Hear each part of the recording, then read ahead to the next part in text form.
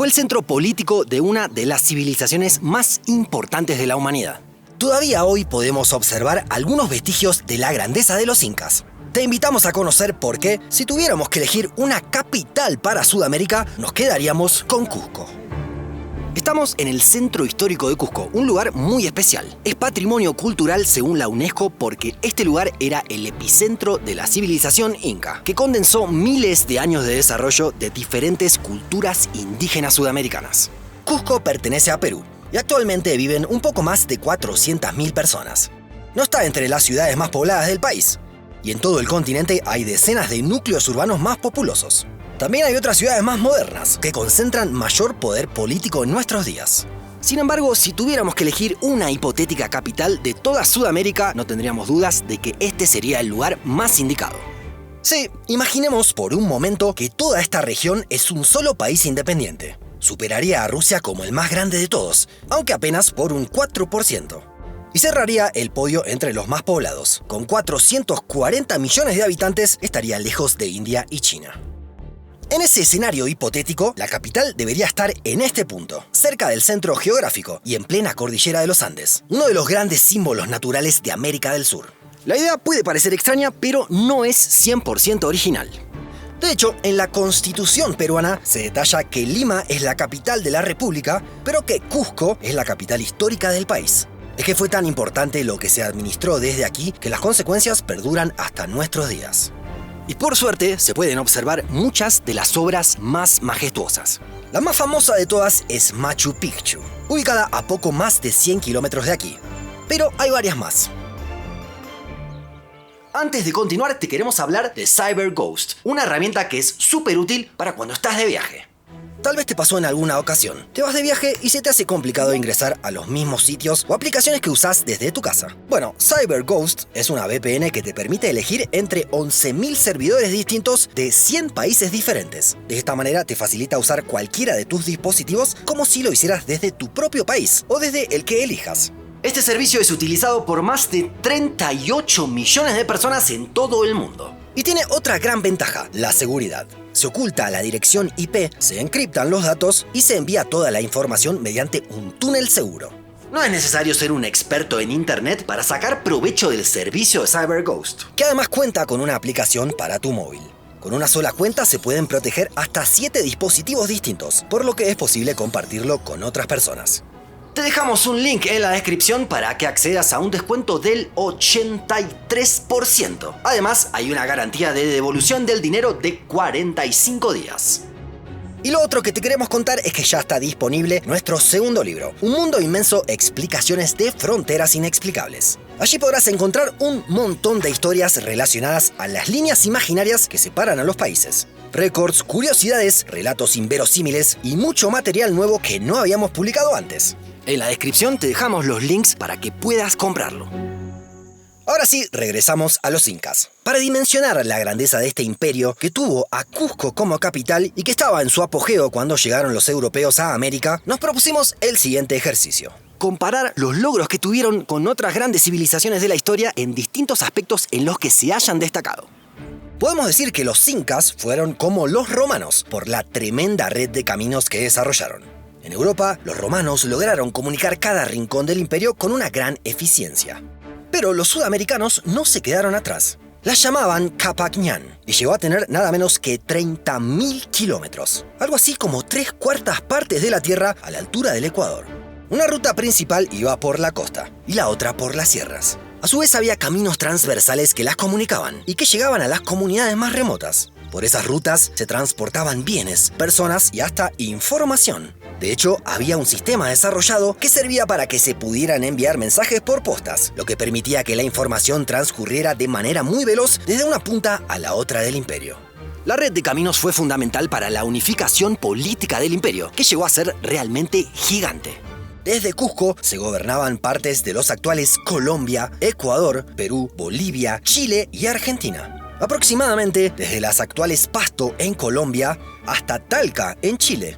Nada menos que 2,5 millones de kilómetros cuadrados. Si lo comparamos con los países que hoy existen en el mundo, hay solo 9 que son más extensos. La segunda civilización histórica que utilizaremos como comparación son los egipcios, ya que en ambos casos lograron innovaciones en la agricultura que permitieron el desarrollo de las sociedades. Los africanos pudieron dominar las crecidas del río Nilo, mientras que los americanos tuvieron un entorno que también era súper complejo por la altitud y las condiciones del territorio. Los incas desarrollaron sistemas de canales, acueductos y terrazas de cultivo para aprovechar el agua de la manera más eficiente posible dentro de las zonas montañosas. De esta forma, tuvieron una agricultura de avanzada en zonas que no eran las más sencillas, lo que sin dudas permitió el despegue económico y cultural. Para la tercera analogía nos quedaremos en las alturas, ya que no cualquier pueblo se desarrolla a tantos metros sobre el nivel del mar. En este caso nos referimos a los tibetanos, quienes habitan desde hace miles de años el Himalaya, con las complicaciones propias que esto conlleva. Ambas culturas han logrado adaptar su arquitectura a los terrenos escarpados, y hasta han podido prosperar en ambientes en los que el oxígeno es más difícil de captar para los seres humanos. Ya hemos realizado la comparación. Hoy La Paz, que hace algunos siglos fue parte del Imperio Inca, es la sede de gobierno más alta del mundo. Pero si los tibetanos lograran su independencia, aunque hoy parece un objetivo lejano, superarían el récord, ya que el Lhasa está unos pocos metros por encima. La siguiente comparación es por otro de los legados tan importantes de los incas, su arquitectura. En este sentido podemos emparentarlos con los griegos, otro pueblo que dejó piezas que se pueden apreciar hasta nuestros días. En el caso de los incas lo hicieron de una forma muy particular, en comunión con el entorno natural, como se puede ver en Machu Picchu. También con una precisión asombrosa, como se observa en Sacsayhuamán, en donde vemos enormes bloques perfectamente agrupados por los que no cabe ni una hoja.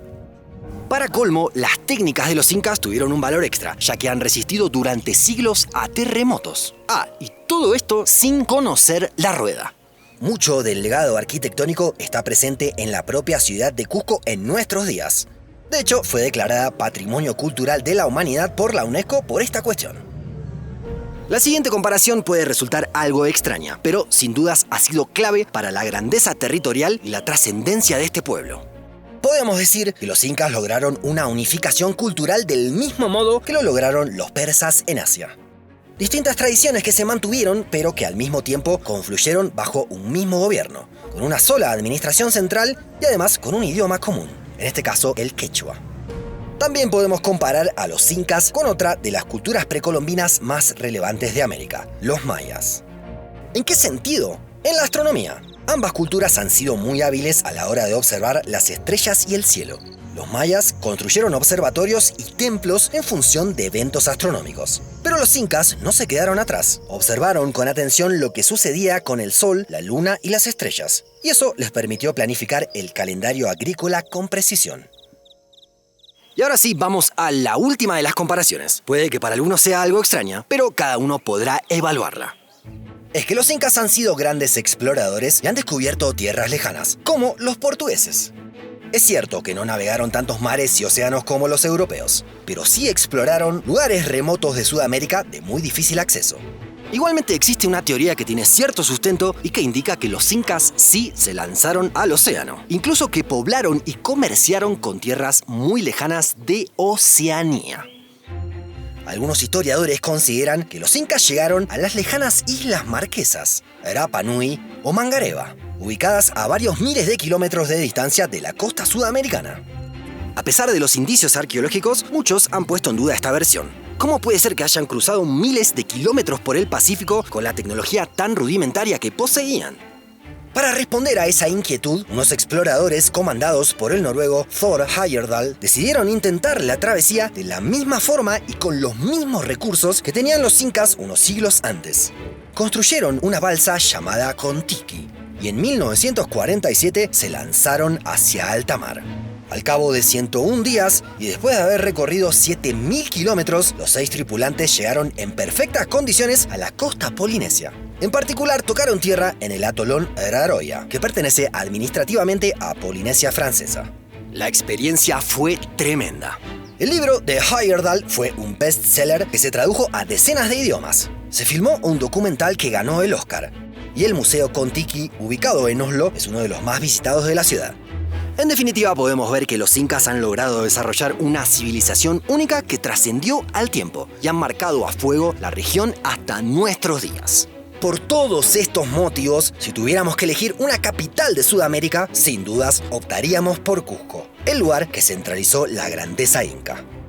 Por último, nos gustaría conocer tu visión. Si tuvieras que elegir la capital de tu continente, ¿cuál sería y por qué? Y no olvides que en la descripción del video te dejamos un link para acceder a la promoción de CyberGhost VPN y probar el servicio. Esta aplicación protege tus datos mientras navegas y te da acceso a todo el contenido bloqueado de internet por el equivalente a apenas 2,03 euros por mes. Y es totalmente libre de riesgos. Así que a probarla. Gracias por acompañarnos y hasta la próxima.